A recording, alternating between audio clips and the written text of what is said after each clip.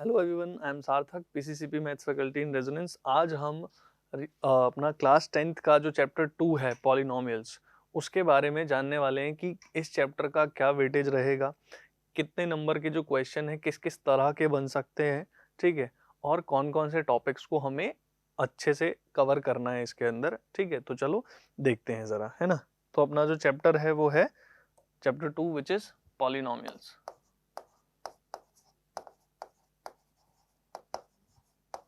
तो ये जो चैप्टर है पॉलिनोमियल्स, इसमें सबसे पहला टॉपिक जो हमको कवर करना है वो है ज्योमेट्रिकल मीनिंग, है ना।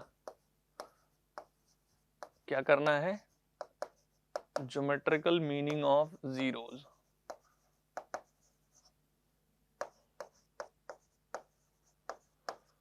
इसका ये मतलब होता है सिंपल सा कि अगर अपने पास कोई भी y equal to p x से हमारा मतलब है कि पॉलिनोमियल अगर x की टर्म्स में हो और आप उसका ग्राफ बना रहे हो, तो कैसा भी ग्राफ हो सकता है, डिपेंड करता है। जैसे मैं एक रफ ग्राफ आपको लेके थोड़ा सा समझा देता हूँ कि ये y equal to p x का अगर ग्राफ है, मान लो ऐसा कुछ बन गया, ठीक है, तो आपसे पूछ सकता है कि नंबर ऑफ जीरोस क्या है। तो नंबर ऑफ जीरोस अगर y equal to p x का ग्राफ है तो नंबर ऑफ जीरोस वही रहेंगे। नंबर ऑफ जीरोस से हमारा मतलब होता है नंबर ऑफ डिस्टिंक्ट जीरोस, ठीक है, डिस्टिंक्ट रियल जीरोस। तो वो वही होते हैं जितनी जगह पे ये एक्स एक्सिस को मिलता है, ठीक है, जितनी जगह पे ये एक्स एक्सिस को मिलता है। तो ये बातें हमको पता होनी चाहिए। तो सिंपल सा आंसर है इसका कि 2 जीरोस होंगे भैया। क्लियर है, 2 जीरोस होंगे। तो इस तरह का जो ज्योमेट्रिकल मीनिंग ऑफ जीरोस है, इस पर आपसे क्वेश्चन पूछे जा सकते हैं, पहली बात, ठीक है। दूसरी बात, आपसे पूछे जा सकते हैं जीरोस पर, ठीक है, कि एक तो जीरोस जो है वो क्या होते हैं, जीरोस क्या होते हैं, ठीक है। तो इसमें हमसे क्या क्या पूछा जा सकता है, देखो, जीरोस में हमसे एक तो जीरोस निकालने को भी पूछा जा सकता है। जीरोस का मतलब बेसिकली क्या होता है, जैसे मान लो मैं एक सिंपल सा पॉलिनोमियल लिख देता हूँ कि मैंने लिख दिया एक्स स्क्वायर प्लस 5x+6, ठीक है। तो ये एक पॉलिनोमियल है। तो जीरो से हमारा मतलब होता है एक्स की एक ऐसी वैल्यू जिसको पुट करने पर ये जीरो के इक्वल बन जाए। तो इसमें क्या होता है, वो हमसे जीरो निकालने को कह सकता है। इसके अलावा कुछ क्वेश्चन कैसे आ सकते हैं, इसके अलावा हमसे कह सकता है कि जैसे मान लो मैं इसी में ही कुछ टर्म्स चेंज कर देता हूँ, एक्स स्क्वायर प्लस 5x+k लिख दिया मैंने। और अगर ये कह देता आपसे कि, अगर ये आपसे कह देता कि फाइंड k, है ना, find k if -2 is a zero, if -2 is a zero. इसका सिंपल सा मतलब है कि -2 जीरो होने का मतलब है कि अगर आपने -2 इसमें पुट किया, ठीक है, -2 इसमें पुट किया, तो k की वैल्यू क्या आएगी, ये आपसे पूछा जा रहा है। क्लियर है। तो इस तरह का क्वेश्चन पूछा जा सकता है जीरोस पर बेस्ड। एक टॉपिक और आता है इसके अंदर जो कि काफी इंपॉर्टेंट है, उससे बहुत ज्यादा क्वेश्चंस जो है वो पूछे जा सकते हैं, जो कि है एक तो जीरोस एंड रिलेशन, है ना। एक second, relation between zeros and coefficient, है ना, relation between zeros and coefficient of quadratic polynomial, है ना, क्वाड्रेटिक पॉलिनोमियल। तो इस पर भी हमसे काफी चीजें पूछी जा सकती है। तो जैसे मैं बेसिक बातें कर लेता हूं, ज्यादा डिटेल में नहीं जाएंगे। जैसे मान लो ax² + bx + c अपने पास कोई क्वाड्रेटिक पॉलिनोमियल है और अल्फा और बीटा इसके 2 जीरोज हैं, ठीक है ना, अल्फा और बीटा इसके 2 जीरोज हैं। तो दो चीजें अपने को आनी चाहिए, दो चीजें इसमें आनी चाहिए कि एक तो हम पॉलिनोमियल कैसे लिखेंगे, ठीक है, पॉलिनोमियल कैसे लिखेंगे,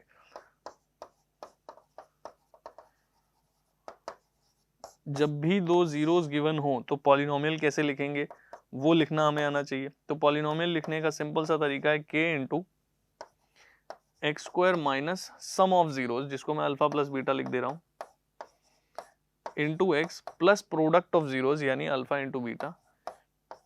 this is the required polynomial, जहां पर k कोई भी रियल नंबर हम ले लेंगे, जीरो नहीं लेंगे, बस k को जीरो को छोड़ के, है ना, जीरो छोड़ के k को कोई भी रियल नंबर हम ले सकते हैं, ठीक है ना। तो ये हमारा क्या है, ये तो है हमारा वो पॉलिनोमियल जब अल्फा और बीटा दो जीरोस दिए जाएं। कोफिशिएंट्स और जीरोस का रिलेशन क्या है ये भी हमें जानना है। कोफिशिएंट और जीरोस का रिलेशन क्या है ये हमें जानना है, जरूरी है हमारे लिए। तो इसको देख लेते हैं। तो इसमें दो चीजें हैं, यानी कि सम ऑफ जीरोस, ठीक है, जिसको मैं अल्फा प्लस बीटा कह सकता हूं, वो किसके इक्वल होता है, माइनस बी अपॉन ए के। और एक होता है अल्फा इंटू बीटा, वो किसके इक्वल होता है, सी अपॉन ए के। ठीक है, ये दो चीजें मुझे पता होनी ही चाहिए, इस पर बेस्ड क्वेश्चन हमसे पूछे जाते हैं। अब कैसे कैसे क्वेश्चन पूछे जा सकते हैं उसके बारे में हमने जैसे यहाँ बात की थी कि ये जो क्वेश्चन हैं, ठीक है, इस तरह के क्वेश्चन आपसे 1 मार्क में पूछे जा सकते हैं। इस तरह के क्वेश्चन आपसे 1 मार्क में पूछे जा सकते हैं, ठीक है। और कई क्वेश्चन ऐसे आते हैं, जैसे मान लो यही वाला क्वेश्चन ले लिया मैंने, ठीक है, यहाँ जो ऊपर लिया हुआ है मैंने, इसी क्वेश्चन में आपसे जीरोस फाइंड करवा लेते हैं हम, है ना, और साथ ही कह देते हैं verify the relation, verify the relation.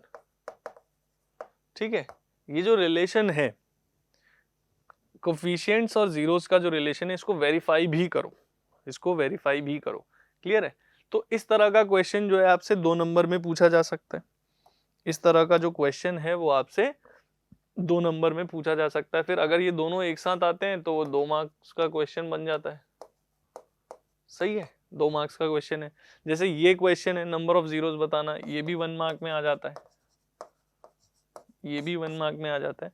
और कई बारी ग्राफ बेस्ड क्वेश्चन ग्राफ बनवा देंगे, ठीक है, जिसमें हो सकता है नंबर ऑफ जीरोस पूछ लें, नंबर ऑफ जीरोस पूछ लें आपसे, फिर पॉलिनोमियल बनाने को पूछ लें, क्योंकि देखो 2 जीरोस होंगे और ग्राफ बना होगा तो आपको ये दोनों पॉइंट दिख रहे होंगे। Let's say this is -2 and this is 1, तो आपको ये दोनों पॉइंट दिख रहे हैं, यानी दोनों जीरोस दिख रहे हैं, तो इससे आपको पॉलिनोमियल बनाने को कहा जा सकता है। तो केस स्टडी का क्वेश्चन भी इसमें बन सकता है, ठीक है ना। केस स्टडी का क्वेश्चन भी इसमें एक ग्राफ बनाकर ऐसा कुछ पूछा जा सकता है, ठीक है ना। अब वो केस स्टडी का क्वेश्चन आएगा तो वो फिर 4 मार्क्स का भी बन सकता है, ठीक है, वो फिर 4 मार्क्स का भी बन सकता है। समझ गए क्या? क्लियर है? तो कुल मिला के इस चैप्टर का जो वेटेज है वो आप मान के चलो कि 3 से 4 नंबर का होता है, ठीक है। जैसे मान लो अगर एक ऑब्जेक्टिव आ गया, एमसीक्यू जो होते हैं अपने पहले 20 क्वेश्चन एमसीक्यू होते हैं, जिसमें से एक क्वेश्चन 1 मार्क में आ गया कोई, ठीक है, तो हो सकता है फिर उसके अलावा कुछ आ जाए, मान लो केस स्टडी आ गया एट द एंड, तो मैक्सिमम 5 मार्क्स का हो जाएगा, क्योंकि पूरा एलजेब्रा जो है, पूरा एलजेब्रा जो है वो लगभग 20 मार्क्स का है, तो वो उस हिसाब से डिस्ट्रीब्यूशन चलेगा। तो ये मान लो मैक्सिमम 5 मार्क्स में जाएगा और 3 से 5 के बीच में रह सकता है, 3, 4, 5 इनमें से ये रह सकता है। तो अगर हम इस चैप्टर का वेटेज लें तो ये लगभग जो है 3 to 5 मार्क्स का होगा, ठीक है, 3 मिनिमम 5 मैक्सिमम, ठीक है, 3 मिनिमम 5 मैक्सिमम। तो इसमें क्वेश्चन कैसे कैसे बंट सकते हैं, जैसे ऐसा हो सकता है कि 1 मार्क में आ जाए, एक 2 मार्क में आ जाए, ठीक है, तो ये 3 नंबर का बन सकता है, या एक आ जाए 1 मार्क में, ठीक है, एक आ जाए 1 मार्क में, एक आ जाए 3 मार्क में, ऐसा हो जाएगा, ठीक है। या ऐसा भी हो सकता है कि 1 मार्क 4 मार्क का भी हो सकता है, ठीक है। तो किसी भी तरह से वो डिस्ट्रीब्यूशन बना सकते हैं। जैसे 4 नंबर का देना है तो हो सकता है 2-2 नंबर के 2 आ जाए, या 1-1 नंबर के 2 और 1-2 नंबर का आ जाए, है ना। इस तरीके से कैसे कैसे भी डिस्ट्रीब्यूशन बना सकते हैं। पर अगर हम देखें तो क्वेश्चन का टाइप जनरली ग्राफ से बन सकता है, जीरोज का यूज करना आ सकता है, और इस कंसेप्ट पर बहुत इंपॉर्टेंट क्वेश्चन बन सकते हैं, ठीक है ना, इस कंसेप्ट पर। जैसे मैं एक एग्जांपल के तौर पे आपको ऐसा लिख देता हूं कि you have given alpha plus beta, ठीक है, लेट्स से 10, देन और आपको, या यूं कह लो कि कोई पॉलिनोमियल दे देता है, ठीक है, कोई पॉलिनोमियल दे देता है, जैसे मान लो वो पॉलिनोमियल दे दिया और आपसे कहेगा find alpha square plus beta square, इस तरीके से कोई भी चीजें हमसे पूछी जा सकती हैं। जैसे अब alpha square plus beta square निकालना है तो आपको अल्फा प्लस बीटा मिल ही जाएगा, इससे अल्फा इंटू बीटा मिल ही जाएगा और उसकी हेल्प से ये आ जाएगा। समझ रहे हो बात को? तो ये कंसेप्ट हमको पता होना चाहिए, इसके यूज से क्वेश्चन पूछे जा सकते हैं ना।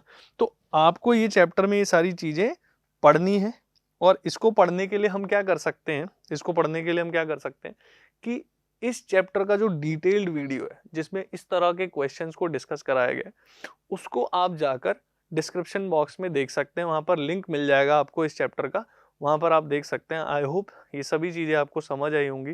That's all for the day. Thank you.